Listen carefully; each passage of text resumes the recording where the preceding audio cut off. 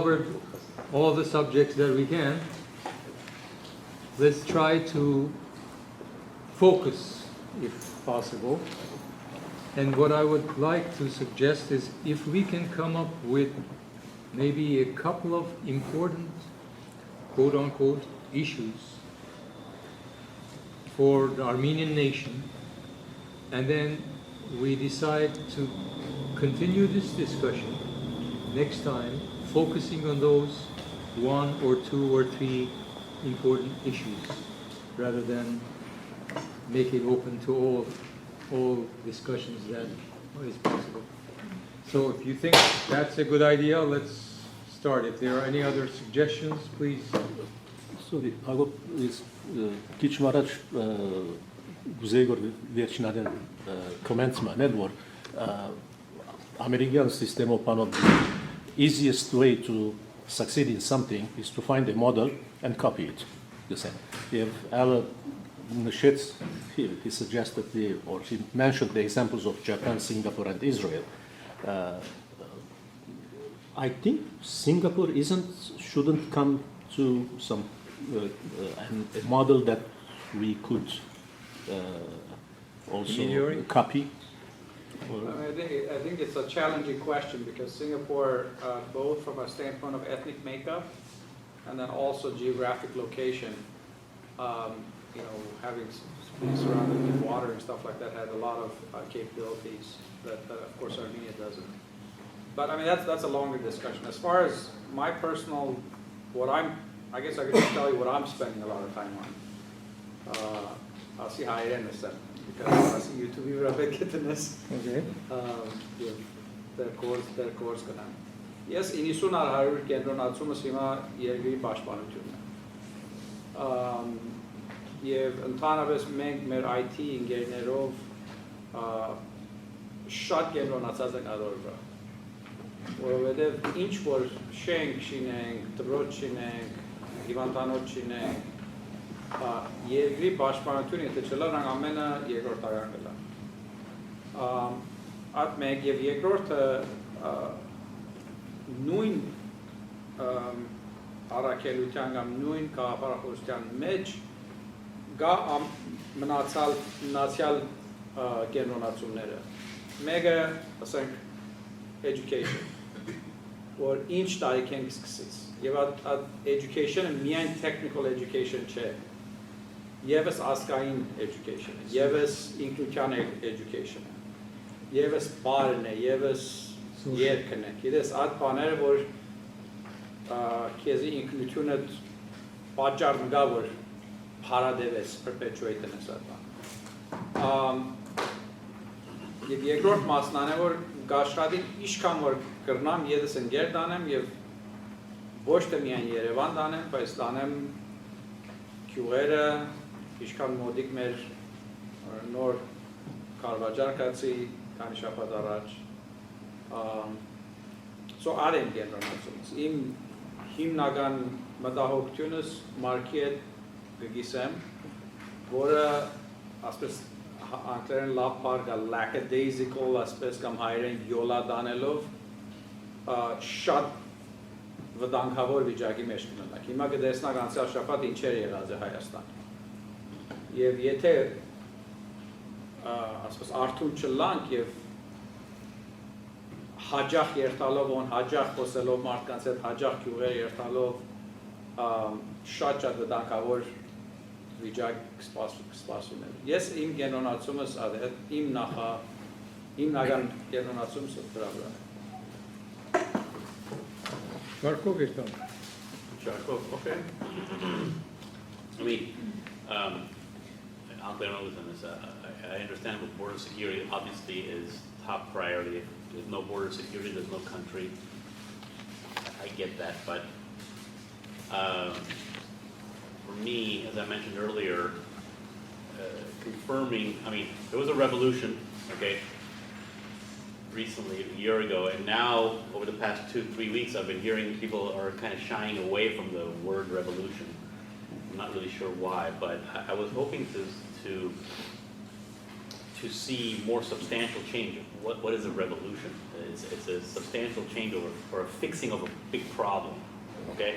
And I'm not sure if I personally see that yet. I mean, there's a change in government for sure, but this issue of corruption, which was, which was the biggest problem in my book, if we can find a way to measure, whatever you're going to improve, you have to measure, and you have to see how that is improving over time. So I don't know what the right methods are to measure the level of corruption in the country.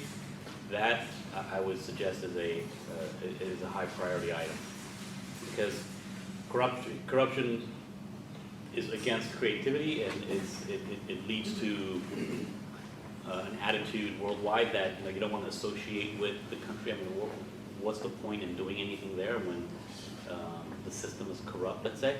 So if the system has changed, I mean, we've got to measure it to verify that it's changed and advertise it. I think that's critical. So I think there's two things that are popping out at me as we're talking. One, I think we really need to think about how do we support the new government. The new government popped out of nowhere very quickly with very grandiose ideologies, vision that excited all Armenians. Now I think we're coming to reality, right? The dust is settled and now it's like, oh shit, we actually have to do something. Somehow we have to clean up corruption, secure the borders, deal with lung cancer, all of it all at once. It's impossible. If you look at the new ministry that's in place, many of them are educated abroad, which is a good thing, but they're also very young. And what was apparent to me from USC the other day is that they need expertise.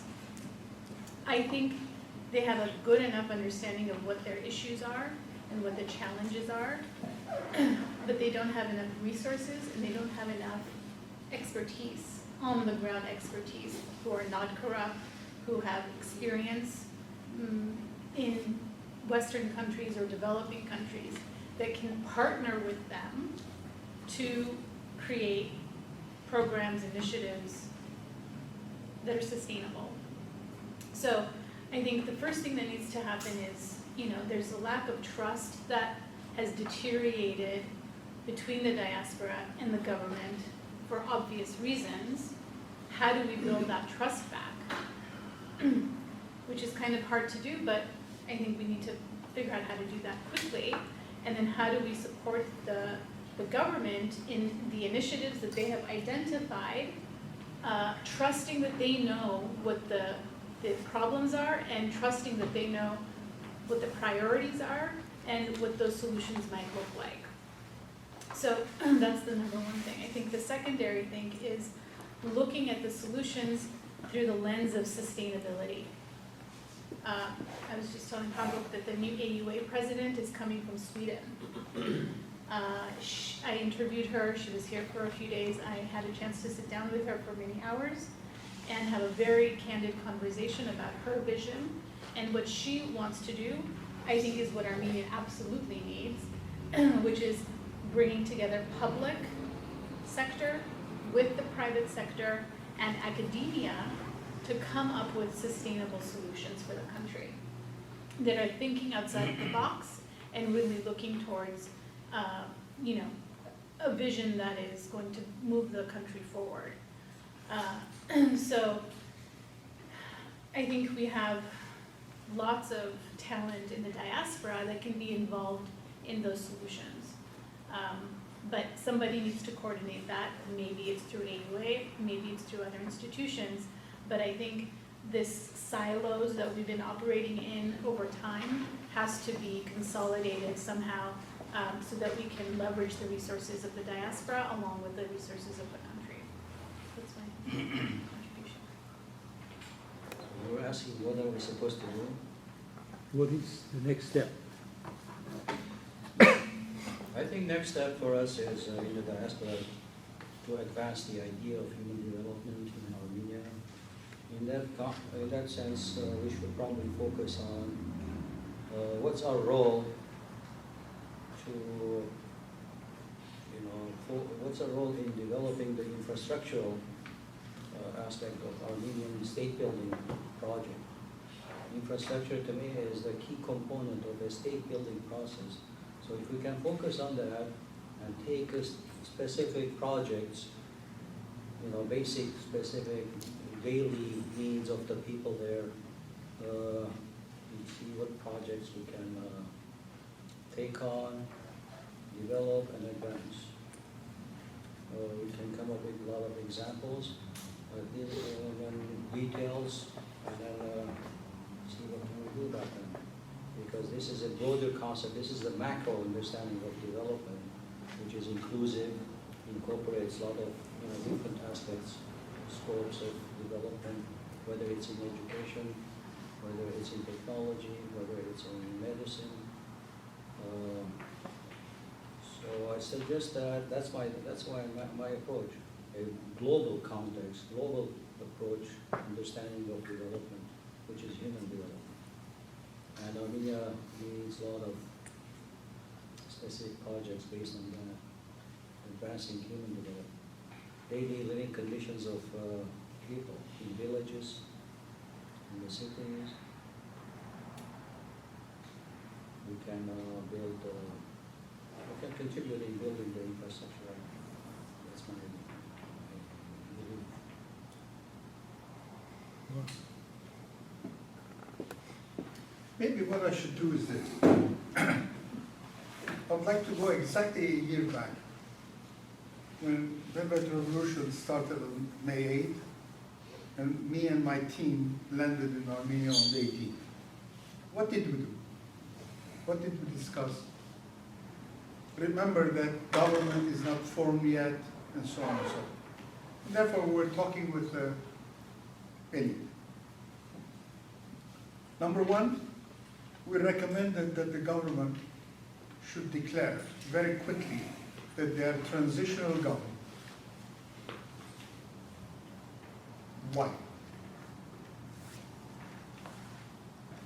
The reason it should have been declared, our logic was the following: that the previous 20 years, since the coup d'etat of 97, Armenia has practiced the following model of so-called democracy. One man, one vote, one time. That had to stop. And that's why the revolution fell within our lives. And therefore, by declaring a transitional government, basically you're saying this, that I'm not here for the rest of my life, or the rest of your life. And learning from Egyptian experience, where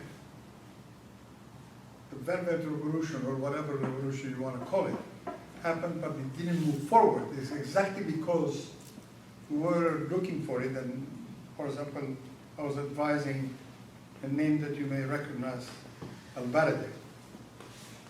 Okay? It's sometimes hard to understand those things, but the transitional government does two things. Number one, buys itself time, because you're saying that I'm not here permanently, but I need time to clean up things, to reform and so forth. That's number one. And at the end of the process, I'm going to subject myself to elections, and you guys decide whether I did the right thing or the wrong thing. For Armenia, we estimated somewhere between 4 to 5 years of transition. Those things don't happen overnight. Second, the hot discussion, whether electronically or otherwise, was jail them, lock her up, that kind of stuff. I was very much against that kind of an approach. And the model that I was using was South African model back in 1991, where the key word was reconciliation. What was reconciliation? forget about South Africa, I'm going to bring in Armenia. In Armenia, locking up what meant all these oligarchs and so forth. But I did not see the oligarchs as one uniform group. There were two major distinct groups of these oligarchs. One group was those who looted the country, and there was another group which basically took advantage of the system. Those who looted the country, we thought that they should be classified as criminals. I'll come back to them. The other part, who took advantage of the country, they're the ones that I thought that I can work with them for two reasons. Number one, if you're going to establish an economy in a country, the most important ingredient is capital. Who has capital in Armenia today? The first group and the second group. I don't want to deal with criminals, and therefore, our presentation, we were taking the challenge of converting the second group to become capitalists in the capital C form, if we're talking about capital Zawadi, which meant the following, that you would extend a conditional amnesty to them, and the conditional is this, that you repatriate all the money that you made, and you invest in the economy of the country as a capitalist. What does capitalist mean? This is the economic terminology. Basically, you invest in the economy, not necessarily you are the owner of the business. And collect dividends. Yeah, Don't forget that part. capital, it's part of the definition of capital. Okay. And therefore, basically was to work and convert these people into capital, demonstrate that with their capital rate of return could be by far higher than what they're trying to do is cornering the tomato market, the potato market, or whatever it is. Okay? Third, to implement those things, you need a legal system. And Armenian legal system is the most backward that you can think of. And we had concluded, this is over the years of examination, that the three or top level court judges and so forth are irreparable, unreformable. And therefore, you call them for retirement. You don't fire them, you call them for retirement. Now, what do you replace it with?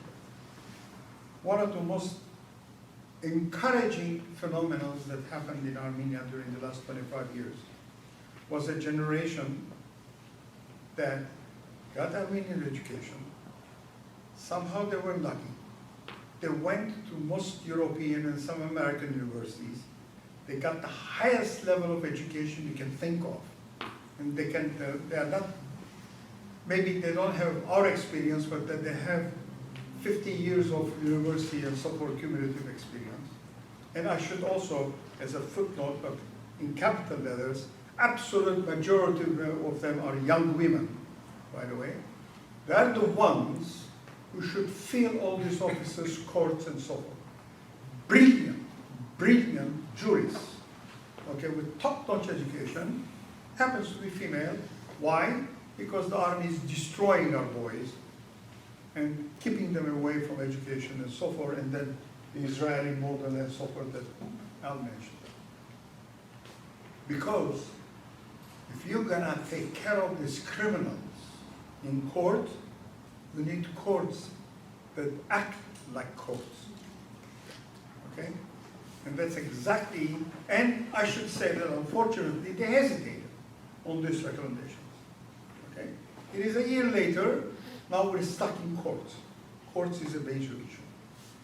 And so on and so forth. And therefore, basically looking forward, obviously I am not where I was, I mean Armenia is not where it was a year ago. And therefore some of these discussions that we're making now is getting updated, okay? And hopefully they will be ready for me to be there next week and discuss certain issues and so forth. But the bottom line is this, that in a macro sense again, okay, if we do not convert the capital owners to become capitalists the way we know it, if we do not reform the courts the proper way, and then one last thing is that we're recommending Armenia to consider seriously to adopt the EU rules and regulations lock, stock, and barrel. Whatever we do, and we've been saying this back in 1991, it's not worth the paper on which Moses is writing. Now, as I mentioned earlier, I pulled out from being very active in Armenia in 97 after the coup d'etat. But I was not inactive. As I mentioned a few times that I've been in think tanks and so on and so forth. One of the surveys that I did was the following. At these conferences, I met a lot of ex-ministers of EU countries, and particularly foreign ministers, Minister of Economy, Minister of Finance, Minister of Industry, and so forth. And I always ask them one question. If Armenia declares that they will adopt the EU rules and regulations lock, stock, and barrel, what would Europe do? 31 interviews. Not a single one had any negative comment on that. And 14 of them volunteered, by the way, these are retired ministers, okay? And 14 of them volunteered to come to Armenia and sit down next to their respective colleagues and help adopt the EU rules and regulations. And therefore, I do think that the most important step looking forward is concentrate on the courts, entertain adoption EU rules and regulations, okay? And from our part and from all over the world, introduce the culture of capital formation and move forward. These are my three most important priorities. I'm still firm on my belief that sort of a research and understanding of the problems is the first step. Just as Mark said previously, there are these things, but general understanding of what it is that we need to be done, the narrowing of it. First step is literally investing in the research. Just to bring in a trivial question into it, how lacking of this understanding of our basic things are. Recently, somebody brought up the issue that in Armenia there are no streets named after women, and I tried to find out if this was true. Yeah, for Yerevan I could, because I was able to find names of streets in Yerevan, and then in the massive city of Yerevan, among 100 streets, there are only 3 streets named after women. And one is a Soviet leftover, Rusik Lisinyan, who was a revolutionary, 2 others being Sosemaidik and Sivakaptikian. So in other cities in Gyumri, I couldn't even find a list of cities, list of streets of my hometown. This is just a fact, this is a very trivial thing. There weren't even names of streets. So talking, when it comes to global issues and everything, one comes dead facing the challenge that there is no data coming from Armenia. Even the statistical service puts out a lot of raw data and everything. There is a little of dissected, analyzed data of seeing what the country actually needs. You know, what are the actual quantifiable needs of the state? How many schools do you need? Do you need to build 1,000 schools if you don't have 1,000 students? Should it be more kindergartens than schools? Should it be water wells? Should it be this? But there isn't. If there is, very small, but everybody talks about these things, the need for it. But when you actually go to look to see what it is, there isn't any. So I think that in that space, we could do a lot. Considering even here, a lot of us are involved in these universities and stuff that do these projects, right? You commission a student, goes for a summer, goes through the books, finds out. Years ago, we wanted some data on Karabakh, and I figured out that there isn't any. When I was doing my undergrad thesis on Karabakh, I couldn't find anything. You know, in Berkeley, I had to teach professors what was happening. So at USC, we commissioned research on Karabakh. So open based, we funded it, 20, 30 people, they could go publish it anywhere they wanted. So at the end, you would have that. You know, all of a sudden, there was this bunch of papers everywhere. So that we doing our small parts, but major universities and stuff could even do more. Organizations could do more. Commission these studies, put out the study so that you can back up your, I guess, not just the request, but your demand for any kind of anything with the hardcore fact and the data. Clearly, a school here would make this much of a difference. Or we have built the roads connecting these two villages, but it did not change anything. So then you don't go with this. Yeah, Armenia clearly now needs those more than anything. We get that from interactions from Armenian ministers and stuff. These are ministries that did not even have their budget online. You know, you come across those problems. For Innovate Armenia, we translated Armenia's budget into English and put it up. Didn't exist anywhere. So in a lack of this, complete lack of this data, this analysis, how does one participate in a country? That's another problem comes up. As I was saying earlier, for people in the diaspora, the longer, there is that question, as Alan mentioned at the very beginning, of why? Why would anybody do this, right? Why would anybody go out of their way to, whatever you want to say, help, assist, support Armenia? For what purpose?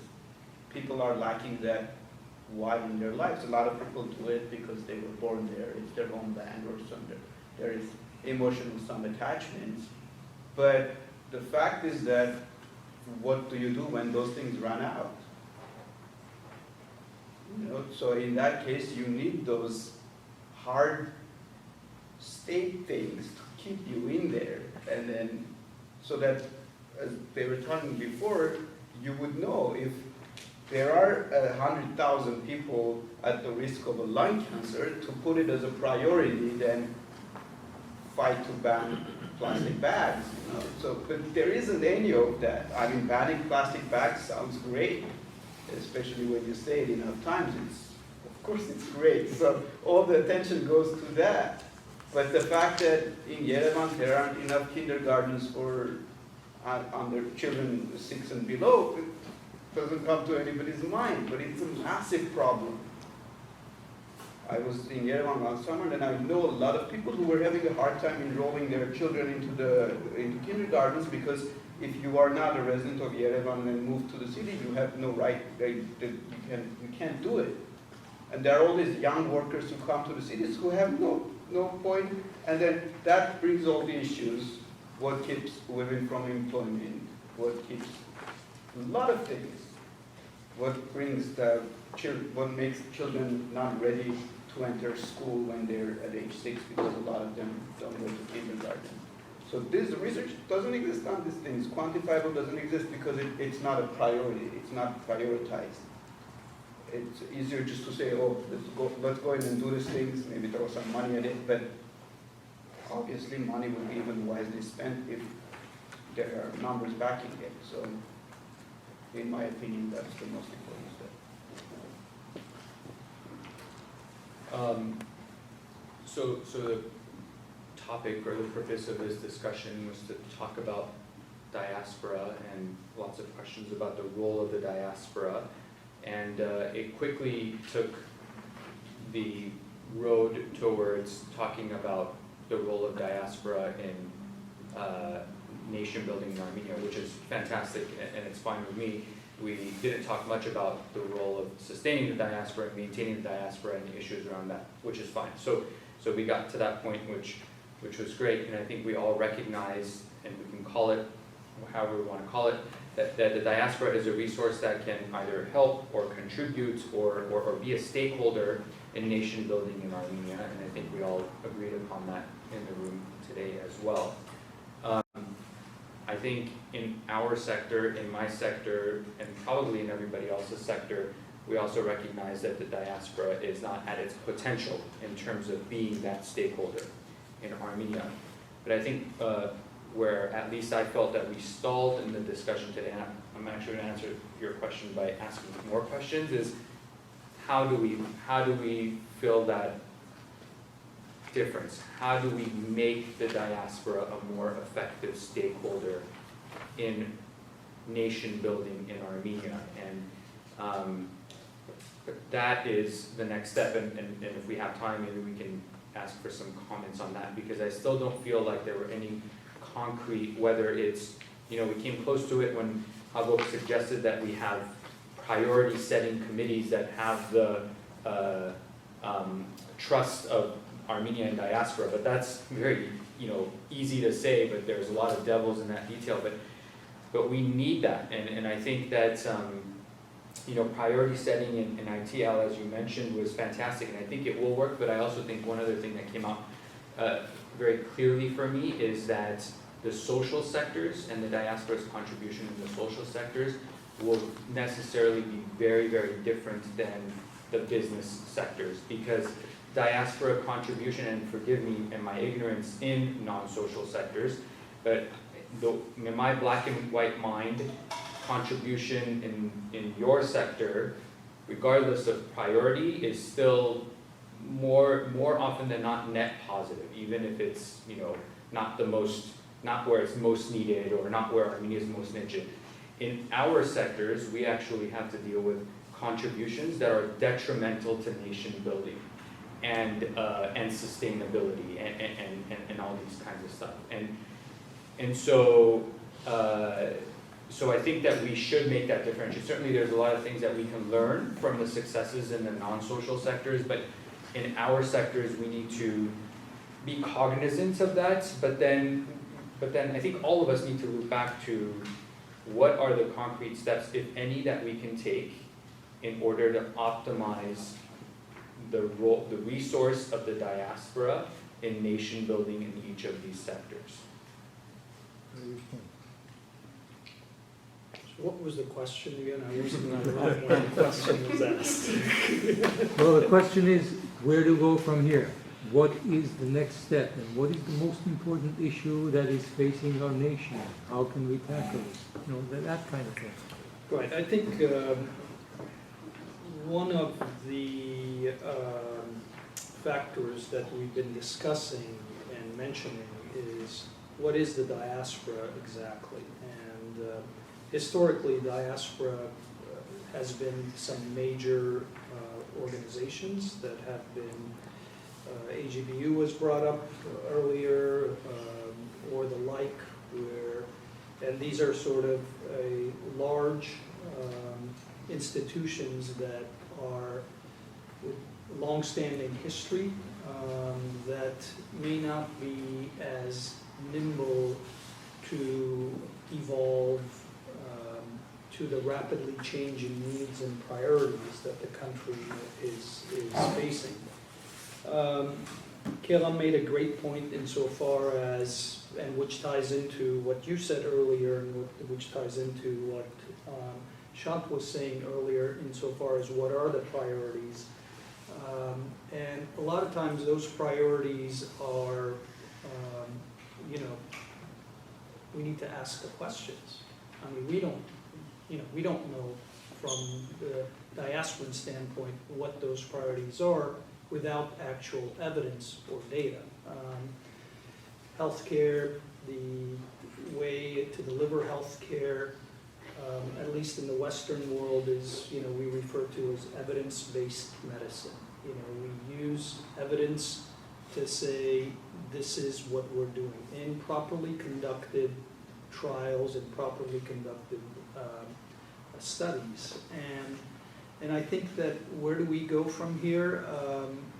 I think that no matter what we all do, regardless of the sector that we're in, and this is something that Kelam said that I really agree with, is that no matter what we do, have our approaches be evidence-based.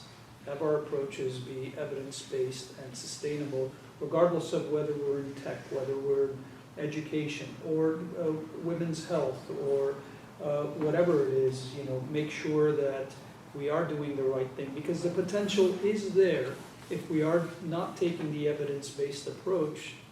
As Shant mentioned, not only could that intervention or that activity be useless, in fact, it can be detrimental. Okay, let's go on to the other folks now. Asmik, what do you think? I'll pass for now and then I'll say. Ruben? I'll pass for now as well. Well, Okay. maybe I change mine. I think the evidence base is basing our steps on studies and research is a good idea, and that is the whole educational system is now based on, with the educational reform also we look at the evidence base. The student is successful, what evidence do we have? That's what we are training here, at least that's where the educational reform is. And I think in terms of any of the sectors, we cannot look at those in isolation or silos, as well mentioned. They are all a part of overall the human beings, whether it's health, whether it's business, whether it's career.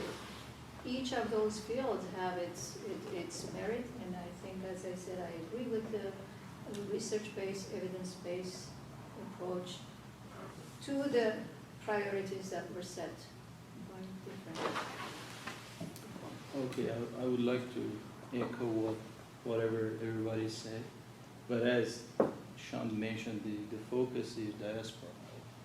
It has nothing to do with the government of Armenia. We can't do anything at this point because we don't live there, we don't know what's going on, and we probably have the least effect. But what we could do is, to me, I guess, two items would economically help Armenia stand up. The first one is the recognition of the Armenian genocide, and the second one is technology. I guess these two are major items to be addressed. And for the first one, we need more voice and more votes. And we need congressmen and congresswomen. And in the Congress and in the Senate, we need people. So we need to focus and invest on the new generation. I'm talking about the millennials and whoever after that. And that is the first part. And we need scientists. And this is, I guess, a cultural issue that I can't say force, but we need to motivate way much more. We have the ability, we have the power, we just don't use them. We are far, far away from the goal. As I can say what's going on, let's say in Glendale, I can say this young generation, I can't say all, but mostly they're living in a universe that is, I'm not happy with what's going on. I guess this is what the families, it should start from the parenting. It's a parenting issue that on the side that we're proud Armenians, we need to at the same time ask them to just go after, I'm talking about again, like this is a 30,000 foot level discussion. We need to start from that point and move forward. Yeah, before we start, I want to thank Mark for his generous hospitality. And I want everybody to support Mark's catering service. Thank you, Mark. I'm getting promotion. Huh? Yeah. When we started this session, a question was asked, and I want to remind everybody, what is the goal of diaspora? We never answered that. I'm going to attempt to answer that, if you allow me. Individually, everyone is, or organizationally, like AGBU, AMA, whoever, they can do anything they want, and all of them are doing the right thing. Individually, everybody has his heart in helping Armenia any way they can. I want to continue encouraging that. Send money, go help, do anything individually. Collectively, what are we going to do? First of all, no one asked us to do anything, like some of the guys, the doctor said. No one said, please do this for us.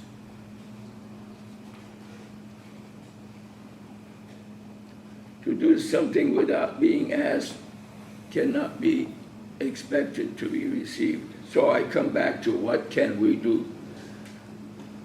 Now this is esoteric, of course, but here's my point. We need to work hard to maintain our Armenian identity in the diaspora. That's the most important thing. Armenian education, maintain our language, maintain our culture, maintain our heritage. If we don't do that, we are going to be assimilated, and there won't be the problem of how diaspora can help Armenia. Thank you very much.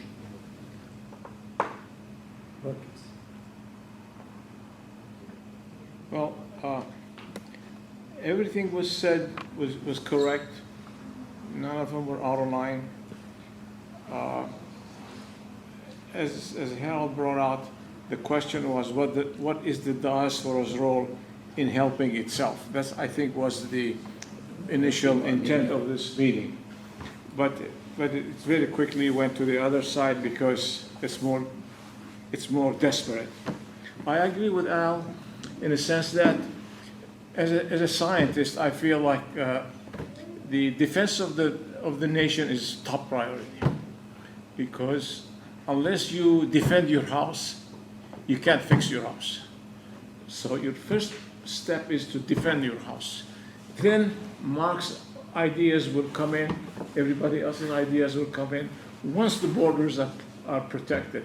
Because I don't know what's going on in Armenia as far as defense is concerned. We depend on this country, on that country, but that country could drop us, and Armenia could be run over within a week, and we'll never recover.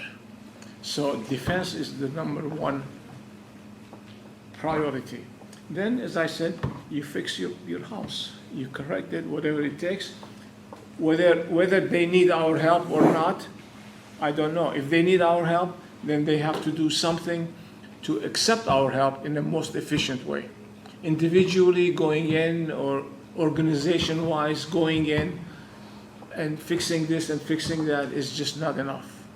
You have to have a program, a project, a program where they will accept the outside help from the diaspora for it to be a more efficient way of helping it. That's all.